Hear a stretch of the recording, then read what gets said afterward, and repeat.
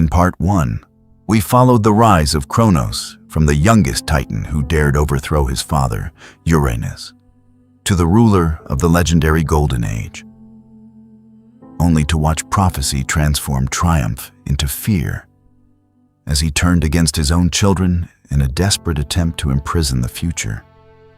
We saw how every victory carried the seed of its own destruction, and how the king who broke one cycle of tyranny unknowingly became trapped inside it himself. Now the story reaches its turning point as Rhea's quiet act of defiance, the secret childhood of Zeus, and a war that will shake the heavens begin the final struggle that will decide the fate of the cosmos. There are myths that survive because they are beautiful, and myths that survive because they are strange. And then there are myths that survive because they are unbearable to forget. The story of Kronos swallowing his children belongs to the last category.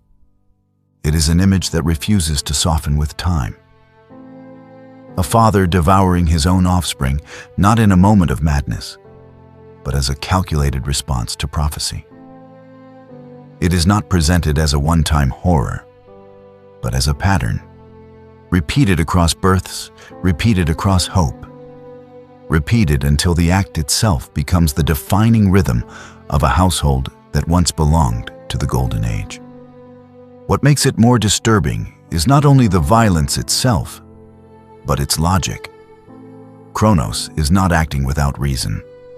He is acting because he believes he is preventing catastrophe. The prophecy has already taken root inside him. One of his children will overthrow him. One of his children will end his reign. One of his children will repeat what he once did to Uranus.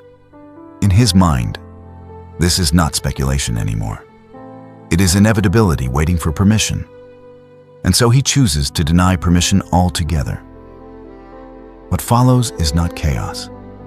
It is control pushed beyond the limits of nature. The first child is born.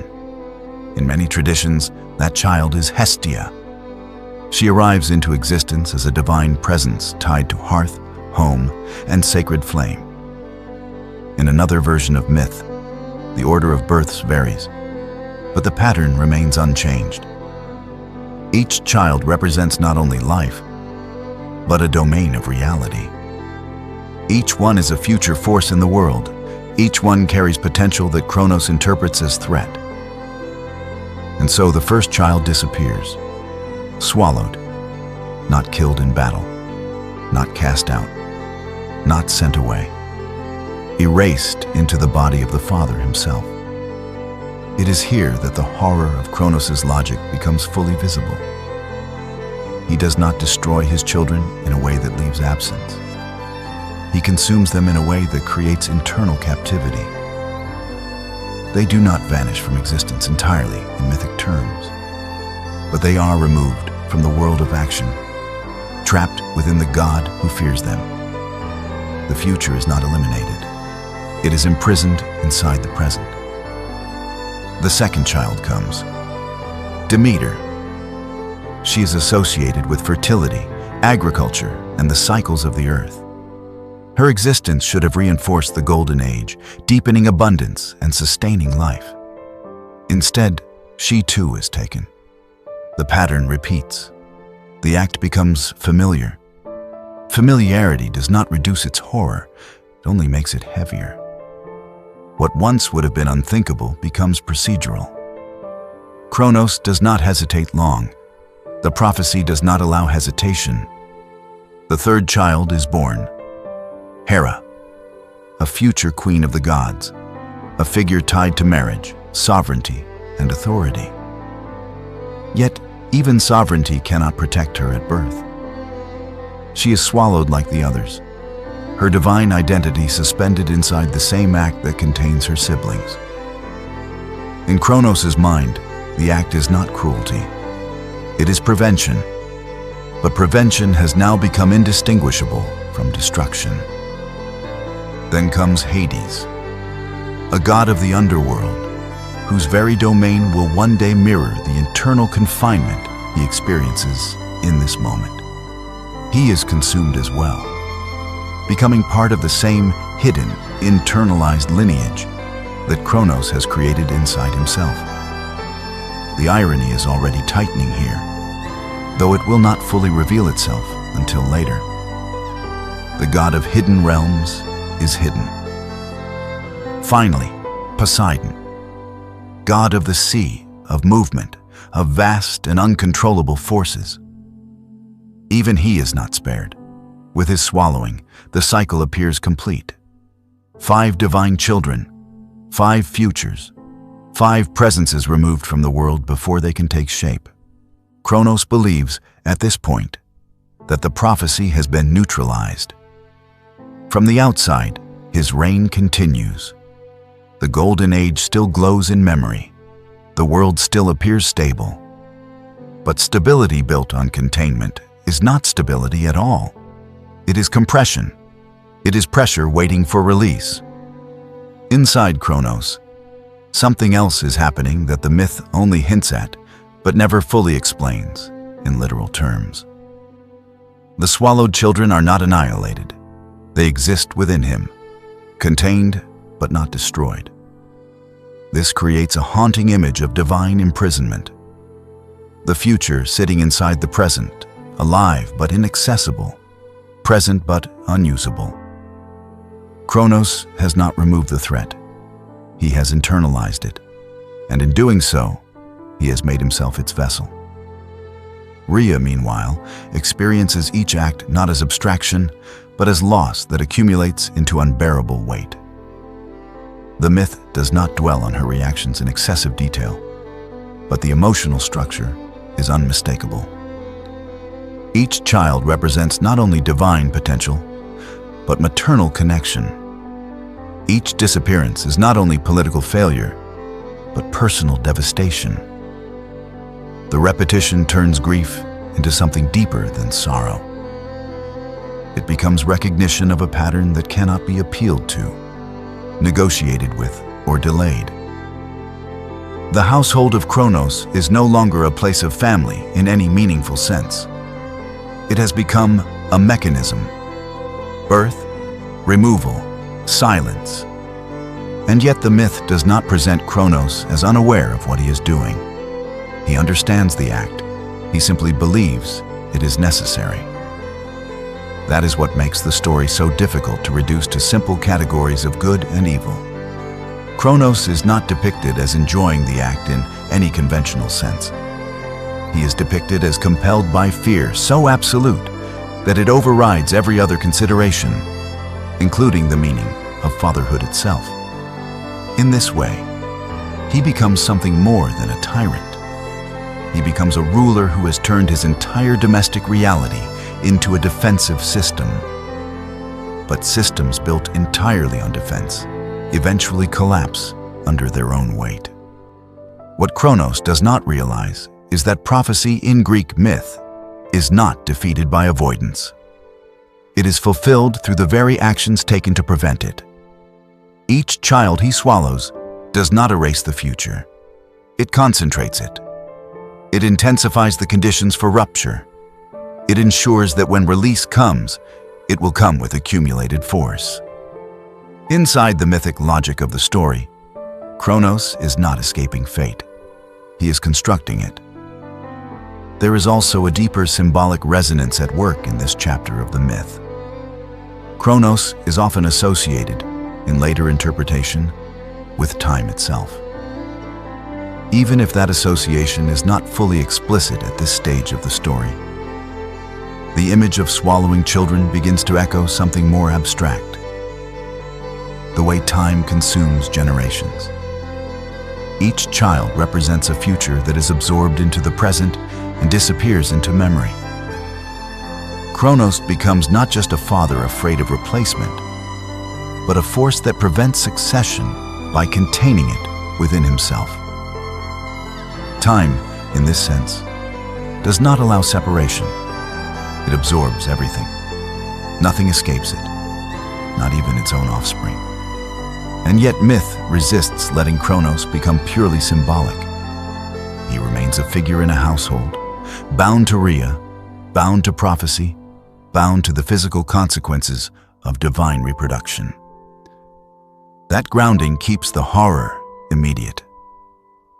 This is not only a cosmic metaphor. It is a family in crisis at the highest imaginable scale. As the pattern continues, the emotional structure of the myth shifts from suspense to inevitability.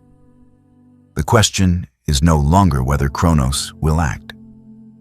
He has already established what he does. The question becomes, what will break the cycle? What force, what deception, what reversal will interrupt a system that appears absolute? Rhea's resistance, already forming in the background of the story, begins to move closer to action. The repetition of loss creates the conditions for strategy. When grief becomes predictable, it also becomes usable. The myth begins to tilt toward a turning point that has not yet arrived, but can already be felt approaching. Kronos believes he has secured his throne. But the throne is now built on silence. And silence, in mythology, is never the end of the story.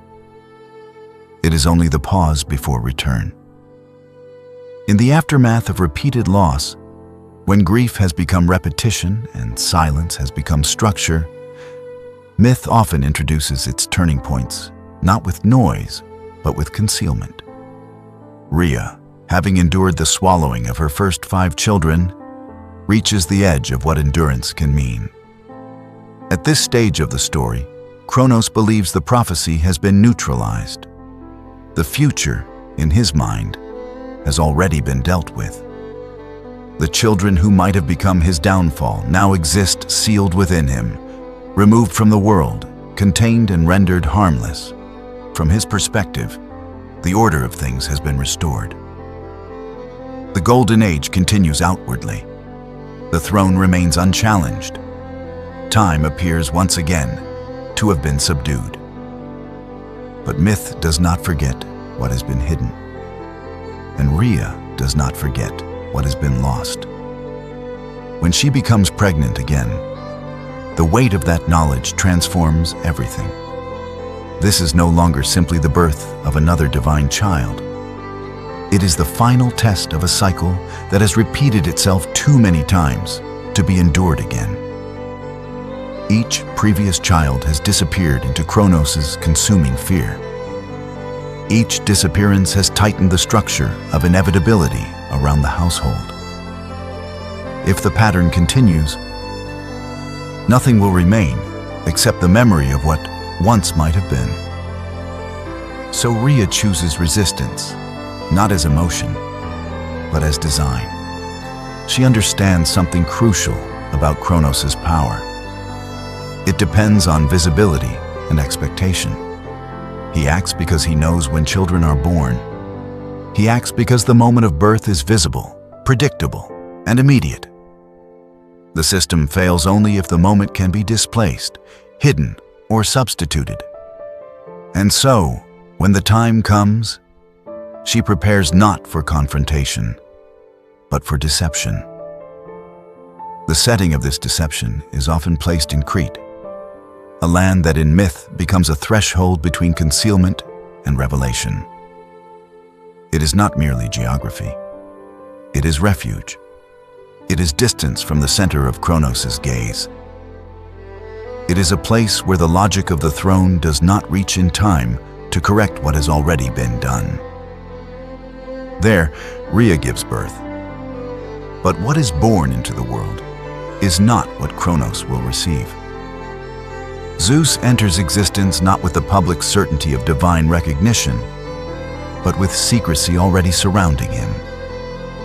Unlike his older siblings, whose arrivals were immediately marked by Kronos' consuming fear, Zeus is wrapped in concealment from the very beginning. The myth does not treat this as a minor detail. It is the reversal of the entire previous pattern.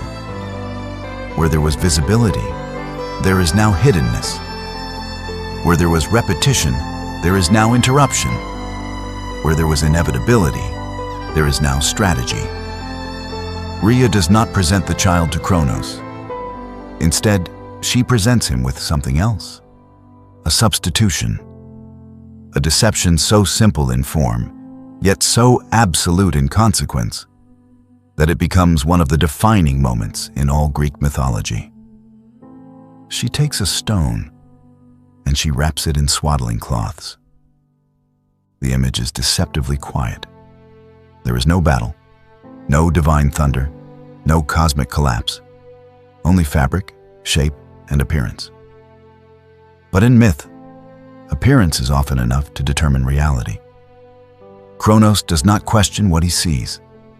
He does not probe beyond the surface. He receives what he expects to receive. The pattern has already trained him. A child is born, a child is taken. The cycle repeats. So when Rhea presents the wrapped form to him, Kronos performs the act once more. He swallows it, and in doing so, he believes he has preserved his reign again. But this time, the repetition is broken, because there is no child inside the stone, only the illusion of one. And somewhere beyond his reach, in the hidden spaces of Crete, Zeus lives. The significance of this moment is not immediately visible within the world of the story, but structurally, it changes everything. Kronos has not simply been tricked. He has been bypassed. The mechanism he built to prevent the future has been rendered ineffective by substitution rather than confrontation. The prophecy has not been challenged directly. It has been sidestepped. This is what makes Rhea's act so powerful in mythic terms. It is not force that defeats Kronos at this stage. It is intelligence shaped by suffering. It is the understanding that absolute power can be undermined not by greater strength, but by disrupting the conditions under which that power operates. Kronos, who once overthrew Uranus through calculated ambush, is now himself subject to a reversal of perception. He believed he was consuming his threat. Instead, he consumed an illusion. The irony is quiet, but complete. And yet Zeus is not simply hidden. He is being raised. Crete becomes more than refuge. It becomes formation. In many traditions, Zeus is nurtured there away from Kronos' gaze, sometimes said to be cared for by divine attendants or nurtured in secret by forces loyal to Rhea's plan. The details vary, but the core idea remains consistent. The future is not only concealed, it is cultivated. This is a crucial difference from Kronos' own approach. Kronos sought to eliminate the future. Rhea seeks to preserve it. Even in concealment, Zeus is not static. He is growing into the identity that will one day redefine the entire divine order. But for now, he exists outside Kronos' awareness. That absence is what gives the myth its tension. The most important figure in the coming collapse of Kronos' reign is already alive, already forming, already gathering the force that will eventually overturn the Golden Age, but remains completely unseen by the ruler who fears him most. Back in Kronos' court, nothing appears to have changed. The king believes he has succeeded. The prophecy in his mind has been contained. The world continues under the same structure of rule and fear, but with a growing blindness at its center. Kronos' certainty becomes a form of vulnerability. He no longer looks for threats in the right place. He no longer questions the outcome of his own actions. The illusion he swallowed becomes part of his internal reality. In mythic terms, this is the beginning of reversal. Kronos' power has always depended on control over succession. Now succession has escaped him without his knowledge. The future he tried to consume has instead been relocated beyond his perception. This is not a confrontation yet. It is a divergence, a hidden branch in the structure of fate. And that is what makes it dangerous. Because prophecy in Greek mythology does not fail when it is denied. It fails when it is fulfilled in disguise. Rhea's act is therefore not merely maternal protection. It is strategic interruption of a divine cycle. She does not break Kronos' power through force. She breaks its assumptions. She replaces certainty with uncertainty. She turns repetition into exception. And in doing so, she creates the conditions for everything that follows. Zeus, hidden in Crete, is no longer simply the sixth child. He is the unconsumed future, the one Kronos does not know he has failed to destroy, the one who will one day return what Kronos believed was already finished. And the first true crack in the Golden Age has now become irreversible. In myth, concealment is never emptiness. It is incubation. What Kronos believes he has erased from existence continues elsewhere, outside his awareness, beyond his reach. Zeus, hidden away in Crete, does not remain a passive absence in the story. He becomes something far more significant, a future that is actively forming while the present remains blind to it. The contrast defines this chapter of the myth. On one side, Kronos sits upon a throne secured through fear and repetition, convinced that the cycle of prophecy has been broken. On the other, a child grows in silence, untouched by the system designed to consume him. The ruler believes the problem has been solved. The solution is already learning how to undo him. Crete, in this narrative, is not merely a location. It functions as a boundary space between two ages of reality. Behind Kronos lies the golden age he presides over, outwardly stable but inwardly strained by paranoia. Ahead lies a future that has not yet revealed itself, still forming in secrecy. Zeus exists precisely in that boundary, outside the mechanisms of divine surveillance that define his father's rule. What makes Zeus distinct in this stage of the story is not simply that he survives. It is that he develops outside the psychological structure that defines Kronos' reign. The Titan king is shaped by fear of succession, by memory of overthrow, by the knowledge that power can be taken. Zeus, by contrast, is shaped by distance from that fear. He does not inherit Kronos' paranoia. He grows without it. This difference is subtle but decisive. Because Kronos' worldview is built on repetition, he swallowed his father's authority. He consumed his own children to prevent repetition. He believes control over lineage equals control over fate. Zeus grows in a space where lineage is not yet a prison, but a possibility. In the secrecy of Crete, Zeus is nurtured and protected, his presence carefully concealed from the forces that would otherwise erase him. The myth often surrounds this period with symbolic caretakers and protective figures, reflecting the idea that the future must be guarded by forces outside the reach of present tyranny.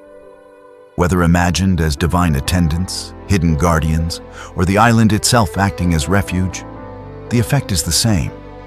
Zeus is insulated from Kronos' gaze. And in mythology, being unseen by power is the first condition of becoming powerful enough to challenge it. As Zeus matures, the story shifts its focus away from immediate action and toward accumulation. Nothing dramatic occurs in the visible world. No wars begin. No thrones change hands.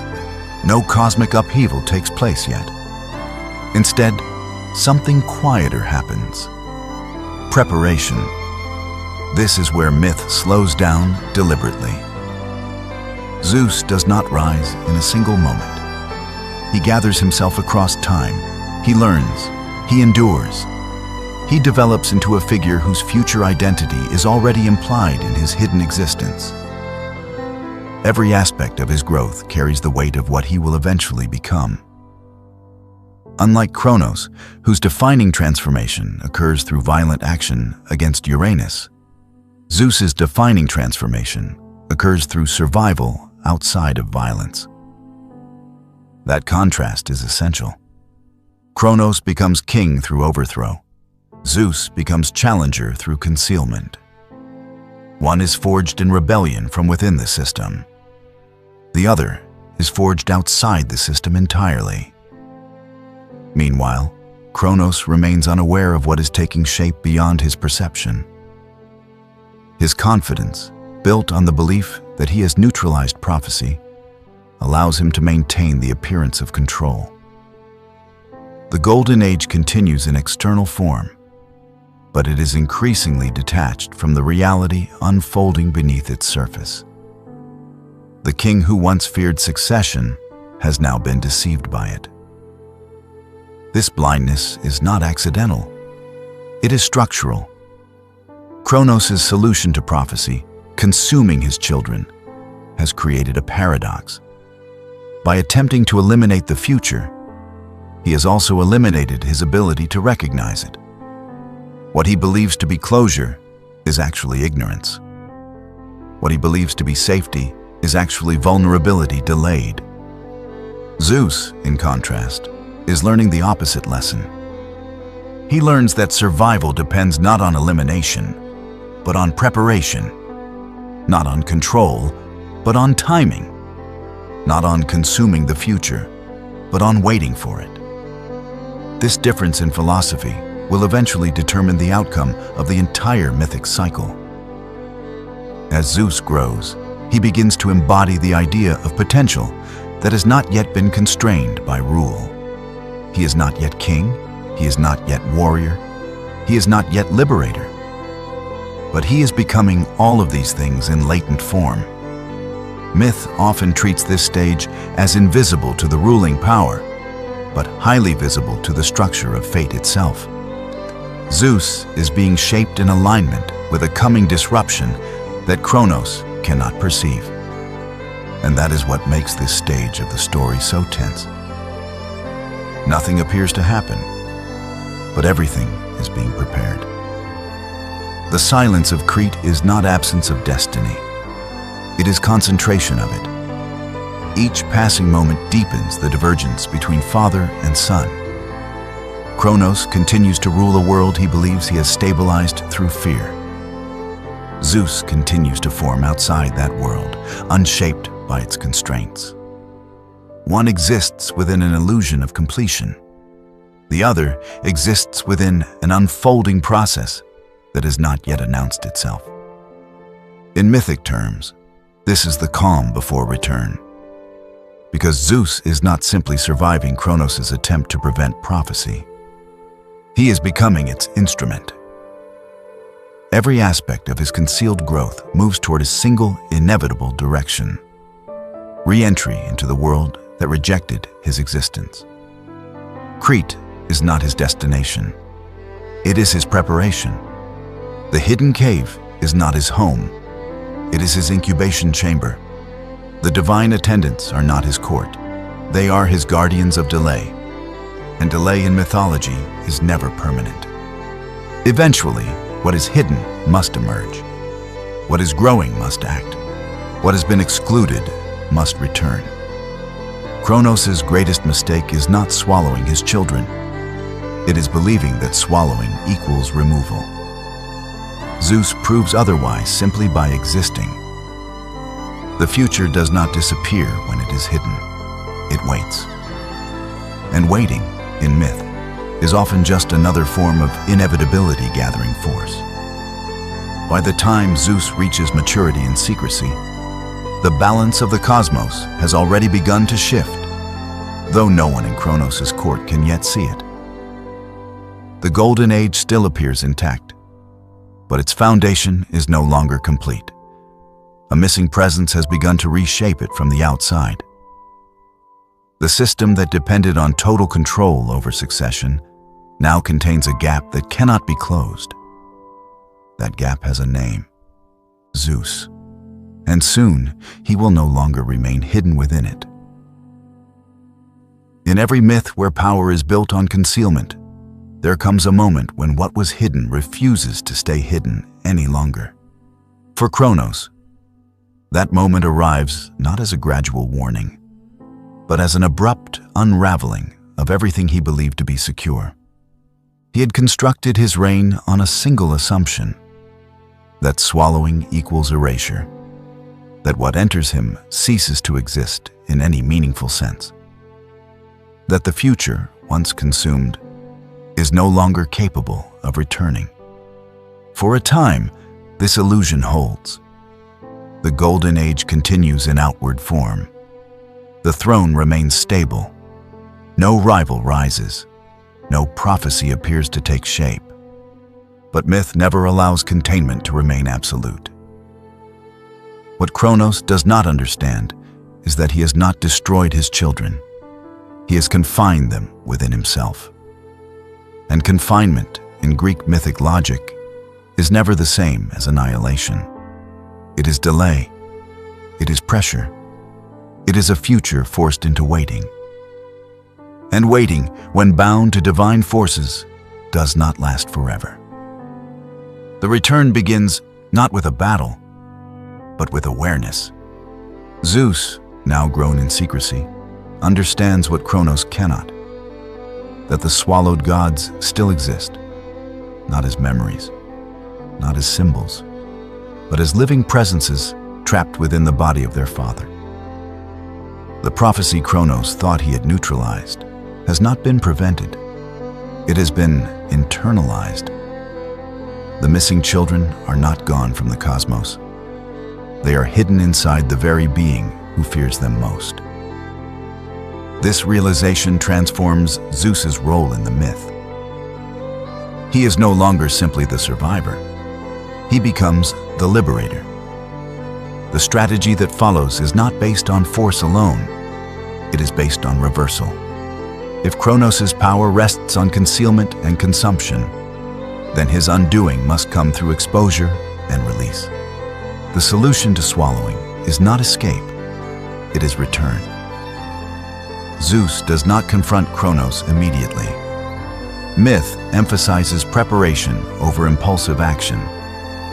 The reversal must be complete, not partial. Kronos must be made to undo his own act. The swallowed gods must be brought back into the world in a way that cannot be reversed. When the moment comes, Zeus enters the world he has never ruled, but has always been bound to challenge. The transition is not described as a sudden dramatic invasion in most traditions, but as a turning point in inevitability. The hidden future steps into the present. The child Kronos failed to eliminate becomes the agent of consequence. The confrontation is not yet the full war between Olympians and Titans. That comes later. This moment is narrower, more intimate, and more psychologically devastating. It is not about overthrowing a kingdom. It is about undoing a certainty.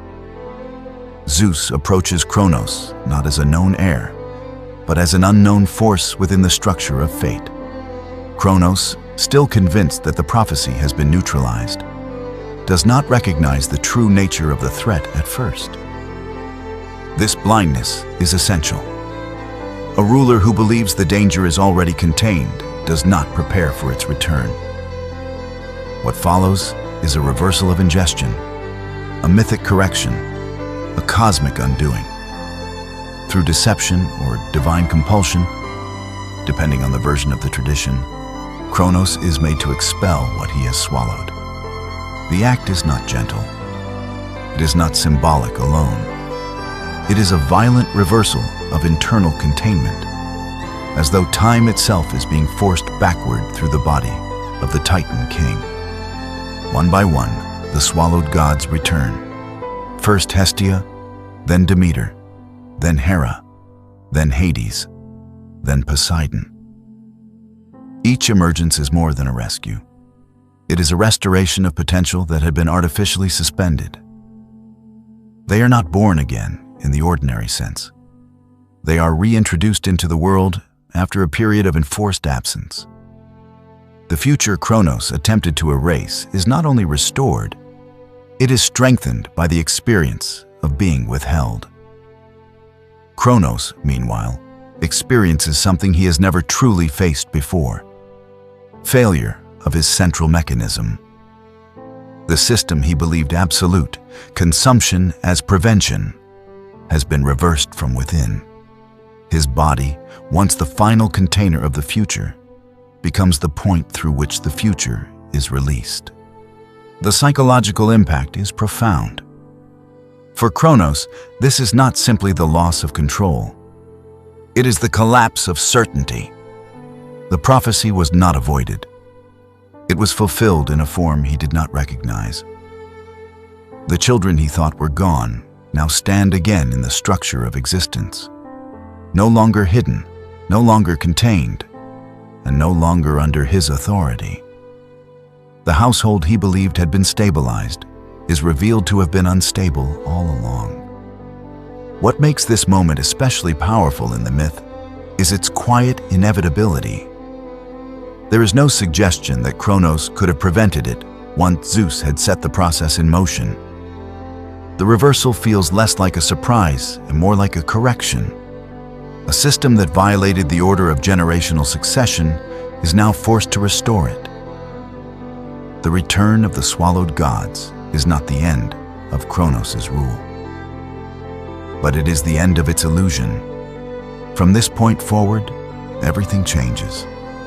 The Golden Age, already weakened by fear and prophecy, now loses its internal coherence. The divine household is no longer defined by absence. It is defined by return. And return introduces memory, grievance, and alignment among those who have been restored. The siblings who emerge are no longer isolated entities. They are a unified presence with shared history. They have all been subjected to the same act. They have all experienced the same internal captivity. That shared experience becomes the foundation of future alliance. Zeus, though youngest in origin, becomes central not by birth order, but by action. He is the one who initiated the reversal. He is the one who transformed survival into restoration. In doing so, he begins to occupy a position that Kronos can no longer ignore. Kronos, for his part, begins to transition from ruler of a golden age into something far more precarious. A king whose authority is no longer unchallenged, even within his own mythic household. The swallowed gods have returned. And with them, the conditions for rebellion are now fully formed. What remains is escalation. The system of containment has failed. The prophecy is no longer distant. It is active. And Kronos, who once believed he had prevented the future, now stands at the edge of a war he unknowingly helped make inevitable. The next age is no longer approaching quietly. It is assembling itself in plain sight. When prophecy finally stops whispering and begins to act, myth shifts from tension to catastrophe. The return of the swallowed gods has already shattered Kronos' illusion of control. But what follows is something far larger than personal reckoning. It is not a dispute within a household anymore. It is not even a struggle for a throne in the ordinary sense. It becomes a conflict that expands to the scale of existence itself. The Titanomachy, the war between the Titans and the emerging Olympians. A war that does not merely decide who will rule, but what kind of order the world will follow afterward. Kronos stands at the center of one side, still surrounded by the older generation of divine forces who once overthrew Uranus alongside him. On the other side stands Zeus, newly revealed, no longer hidden in Crete, now openly present as the catalyst of reversal. Between them lies not just rivalry, but the accumulated weight of generations. Rebellion against rebellion, fear against renewal, permanence against succession. The structure of the conflict is important. This is not a sudden eruption. It is the logical continuation of everything that came before it. Kronos overthrew his father through violence. Zeus overthrows Kronos through restoration. Each generation justifies its action through the failures of the previous one. Yet, each inherits the same dangerous knowledge, that divine authority can be taken, that knowledge cannot be unlearned, and so war becomes inevitable. The Titans do not enter this conflict as simple villains. They are the older order, the established cosmos under Kronos' rule. Some stand with him out of loyalty, others out of fear, others because they see no alternative. Kronos himself, once the instrument of cosmic change, now becomes the defender of what he built. His rule, once defined by revolution, is now defined by resistance to it. Zeus, by contrast, represents the return of disruption. He is not merely reclaiming what was taken from him. He is reshaping the structure that made Kronos' rule possible in the first place. His cause is not only personal, it is generational. The swallowed gods are not just siblings restored to life. They are proof that Kronos' method of control has failed at its core. The war begins, and in mythic imagination, it is never small. The Titanomachy is not described as a conflict confined to a battlefield in any ordinary sense. It is a rupture that affects the architecture of the cosmos. The sky, the earth, and the underworld are all implicated in the struggle. Reality itself becomes contested space. Forces older than human comprehension align on either side, turning existence into a vast arena of competing divine wills. Kronos commands the Titans with the authority of the old order. He is no longer the youthful rebel who once ambushed Uranus. He is now the established king defending continuity. His power is immense, but it is also burdened. He fights not with the momentum of change, but with the inertia of preservation. Zeus, on the other hand, fights with something Kronos can no longer access: forward motion. The return of his siblings gives him more than allies. It gives him legitimacy in the structure of mythic succession. The future, once swallowed, is now active again. That activation becomes the foundation of his rising authority. The war stretches across time and space in symbolic form. It is often imagined as a conflict that shakes the heavens, as though reality itself is strained by the confrontation. Lightning, storm, and upheaval become associated with Zeus's emerging identity, while the older, more primordial forces align with Kronos and the Titans. The world is no longer stable. It is in transition. What defines the Titanomachy is not just its scale, but its meaning. This is not a war over territory. It is a war over order. Kronos represents a system where succession is prevented through containment. Zeus represents a system where succession is inevitable and must be integrated rather than feared. The conflict is therefore not simply political or familial. It is philosophical at the deepest mythic level. Can the future be controlled, or must it be allowed? As the war intensifies, neither side is immediately dominant. The Titans are ancient, powerful, and deeply rooted in the structure of the world. The Olympians, led by Zeus, are fewer in number, but carry the force of renewal and the momentum of disruption. The balance of power is uncertain, and that uncertainty defines the mythic atmosphere of the struggle. At some point within this larger conflict, the myth introduces a crucial turning movement. Zeus does not rely solely on inherited strength. He expands his coalition. The world beyond the Titans becomes part of the equation. Forces previously absent from divine politics are drawn into the struggle, shifting the balance in ways Kronos did not anticipate. The war is no longer simply Titan against Olympian. It becomes the restructuring of the cosmos itself. Kronos, who once feared prophecy, now finds himself inside its fulfillment. The very structure he tried to prevent has become the structure he is forced to inhabit. His earlier actions, swallowing his children, attempting to halt succession, have not prevented the war. They have defined its intensity. There is a tragic symmetry in this. Kronos once rose by overthrowing Uranus, believing that ending a ruler's authority would stabilize the world. Instead, he created a model of power based on overthrow itself. Zeus now follows that same model, but with a different outcome.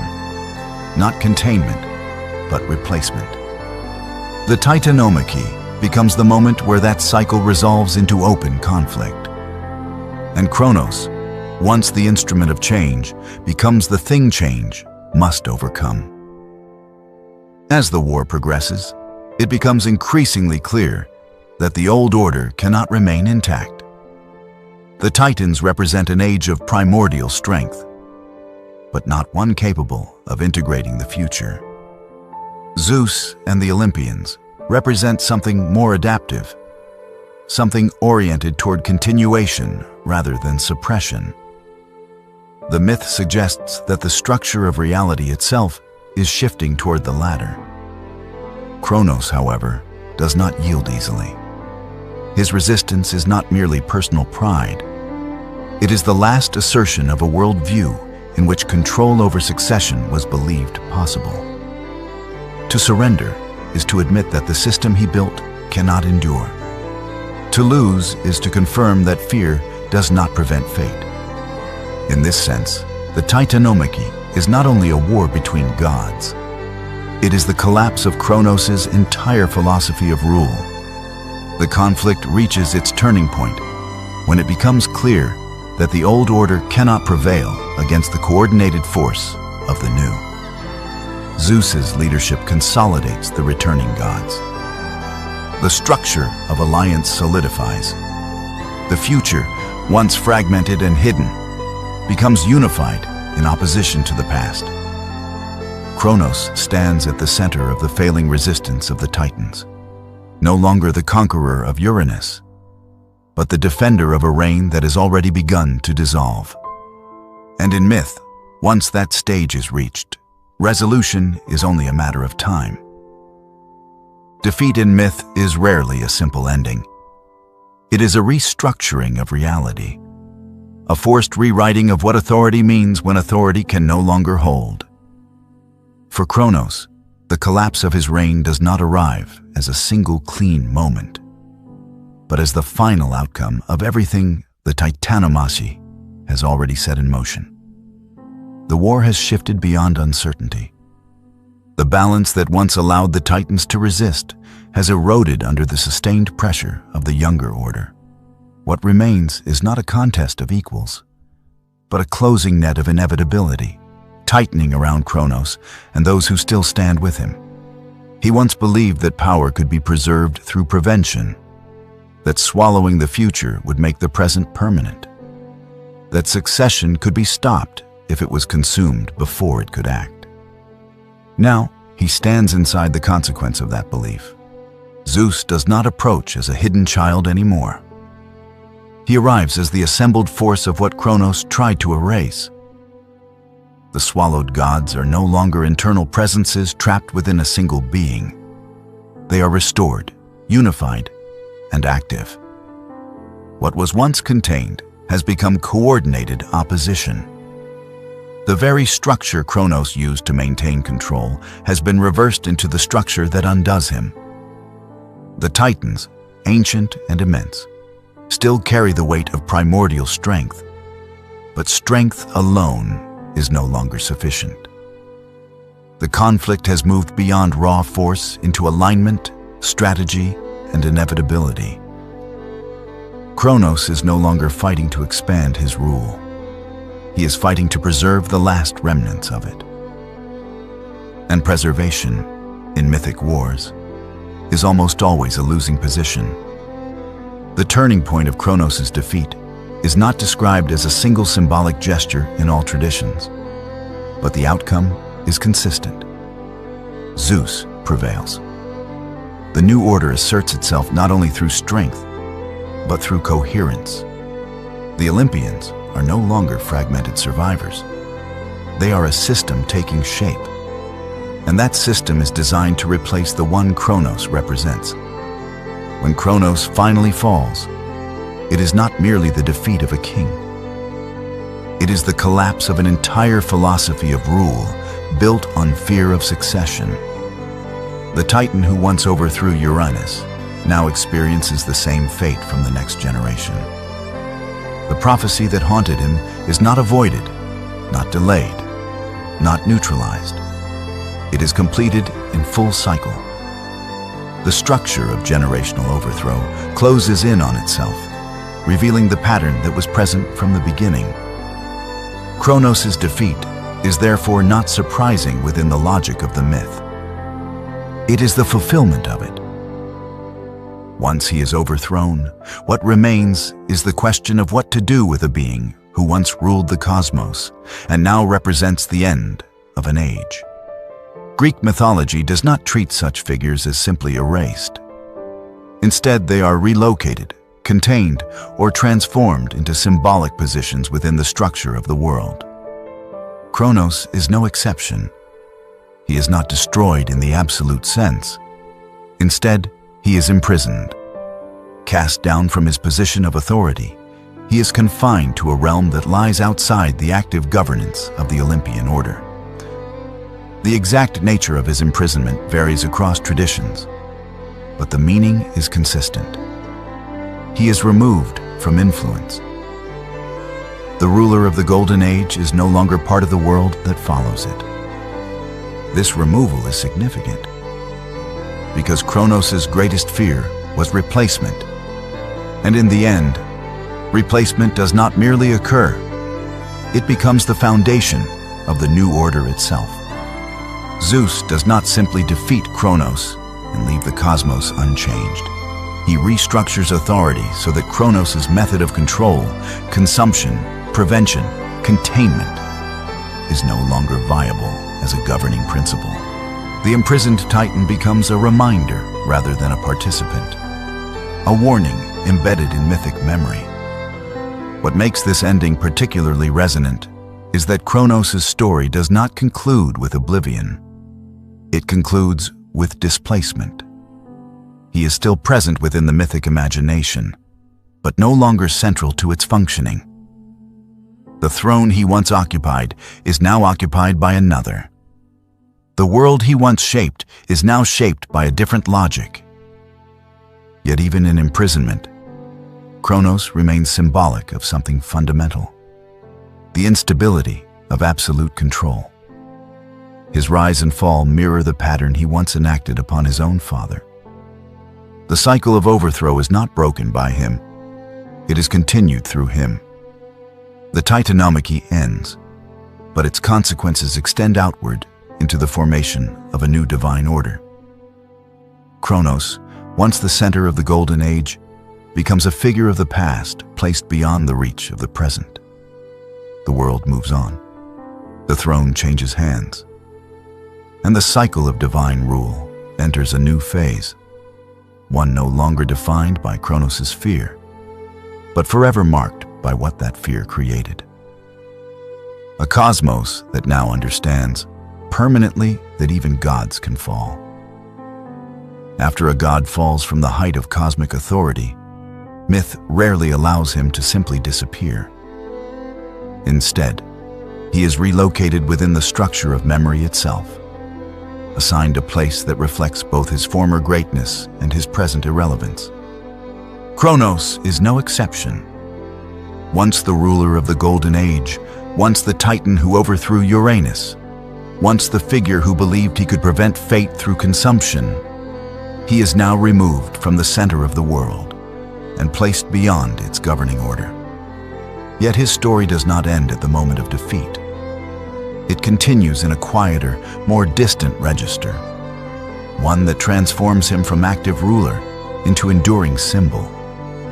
In some traditions, Kronos is imprisoned in a deep, remote realm, often associated with the farthest reaches of the underworld, or a secluded cosmic boundary where the defeated powers of the older age are confined. This is not merely a dungeon in the human sense. It is a structural separation from influence. The world no longer responds to him. The divine order no longer requires his participation. He exists, but outside the flow of authority. What matters most in these accounts is not the exact geography of his imprisonment, but its meaning. Kronos is not annihilated. He is contained. And containment in myth is always a statement about relevance. He is placed where he can no longer act upon the world he once ruled. The Titan who feared succession now experiences its ultimate consequence: exclusion from succession entirely. Yet even in isolation, Kronos does not vanish from mythic imagination. Later traditions, especially those influenced by Roman interpretation, begin to reshape his identity further. In those strands, he becomes associated with time itself, not merely as a ruler who once governed a golden age, but as a force that consumes all things. This reinterpretation deepens the irony of his earlier actions. The god who swallowed his children becomes the symbol of time that swallows generations. But within Zeus's new world, Kronos remains primarily a removed power. His influence is neutralized, his authority replaced, his role concluded. The Olympian order does not depend on his participation. The system he once defined has been fundamentally reorganized around different principles: hierarchy among the new gods, structured domains, and a clearer separation between past and present divine generations. Still, the memory of Kronos persists in a way that cannot be fully erased. The golden age he once ruled is remembered as a distant ideal, a time of abundance and ease that contrasts sharply with the labor and complexity of later existence. Even in defeat, he becomes associated with nostalgia for a world that no longer exists. This is one of the most important tensions in his legacy. Kronos is both feared and remembered fondly. He is both destroyer of freedom and symbol of lost simplicity. He is both the reason succession was broken and the reason it is now understood as necessary. His fall does not eliminate contradiction, it intensifies it. In the new Olympian order, Zeus governs not only by strength, but by structure. Unlike Kronos, who attempted to eliminate succession entirely, Zeus integrates it into the divine system. Each god receives a domain. Authority is distributed rather than concentrated in a single consuming figure. The world becomes more complex, but also more stable in a different sense. It is no longer defined by fear of replacement, but by managed hierarchy. Kronos, by contrast, becomes the image of what happens when that system fails. He is what the new order must never become. Yet mythology rarely allows such figures to be purely negative. Even in imprisonment, Kronos retains a certain grandeur. He is not diminished into insignificance. He is preserved as a former cosmic force whose presence still marks the boundary between eras. The world after him is shaped in reaction to what he did and what he became. His absence is therefore still active in a symbolic sense. The Golden Age remains an echo attached to his name. The fear of succession remains a lesson embedded in his story. The cycle of overthrow remains visible through his rise and fall.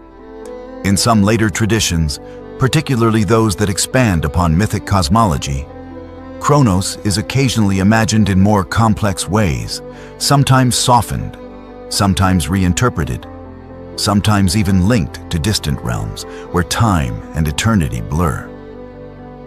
But the core narrative remains consistent. He is no longer ruler, no longer central, no longer in control of the forces he once commanded. The Titan who tried to prevent destiny becomes one of its clearest examples. What happens to Kronos after his fall, then, is not simply imprisonment in a physical or cosmic sense. It is transformation into memory, into warning, into archetype. He becomes the embodiment of a principle that outlives him.